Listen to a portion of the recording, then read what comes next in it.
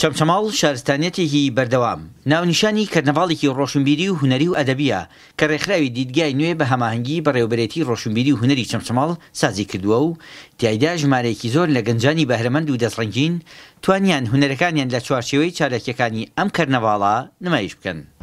ئەم چالاکیانە یەکێکە لە زنجیرە چالاکیەکانی وەزارەتی ڕۆشنبیری و لاوان بەڕێوەبەرایەتی گشتی ڕۆشنبیری و هونەر لە سلێمانی بەشی ڕۆشنبیری و هونەری چەمچەماڵ بە هاوکاری ڕێکخراوی دیدگای نوێ لە چەمچەماڵ ئەنجام دەدرێت و سپۆنسەری سەرەکی ئەم چالاکیانەش وەزارەتی ڕۆشنبیری و لاوانە واتە لەسەر بودجەی وەزارەتی ڕۆشنبیری و لاوان.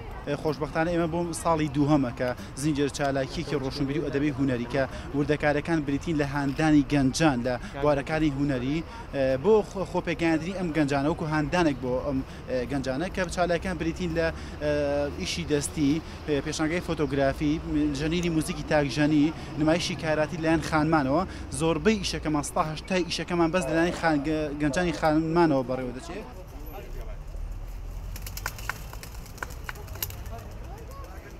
چالاکیەکان بە ئازادکردنی چەند باڵندەیەک دەستی پێکردو دواتر نمایشی پێشانگاکانی خۆشنووسی و هونەری ڕیسایکلین و فۆتۆگرافی و وێنەی دەستی خرانە بەردیدەی ئامادەبووان. کردنەوەی بازاڕی هونەری دەستی و خواردنی کوردەواریش بەشێکی گرنگی کەرنەڤاڵەکە بوو. بەڕاستی شتێکی زۆر باشە کە ئێمە توانەکانمان بەدەرخین کارە دەستەکان وەکو ئەو خانمانە کارەکانیان عرضکەن لێرەیە زۆر سپاسیان نەکەم. وڵای زۆر چاکە تا ئێستا نمایشیان نەدیوە لە سوسماڵ بکرێتەوە هیوادارمە بۆ ساڵێکش بکرێتەوە. خاتون سڵاو لێبێ زۆر سپاس. کارەکانی تۆ خۆی لە چی بینێتەوە لەم وڵایی ئەمە و گروپی خیاڵی خانمان بەشداریمان کردو لەم پێشنگایە من زیاتر ئیشەکانم ئیشی دەستی تاجە تاخم و تاز دروستەکەم. چۆن بازارەکە بینی تا دوێنێ چۆڵ بوو ئەمڕۆ قەرەباڵقی بخوێن دەستیان خۆش بێ لەشیان ساغ بێ زۆر زۆر خۆش بوو مای افتخارە بۆ ئەهلی چەمچەماڵ و هەموو کورد مەمنونیانم سوودتان بینیوە لە سوودمان بینی زۆر زۆر لەشیان دەستیان خۆش بێ.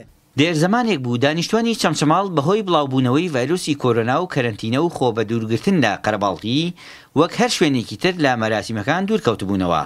ئەم کەرنەڤاڵە توانی جارێکی تر ڕۆحێکی تازە ببەخشێتە جەستەی دانیشتوانی ئەم شارە بە تایبەتی گەنجانی هونەرمەند و هونەردۆستی چەمچەماڵ توانیان بازاڕێکی کولتوری هاوینە هەواشیەوە و چەند نمایشێکی جوان بۆ 2 ڕۆژ لە چەمچەماڵ بەرپا بکەن.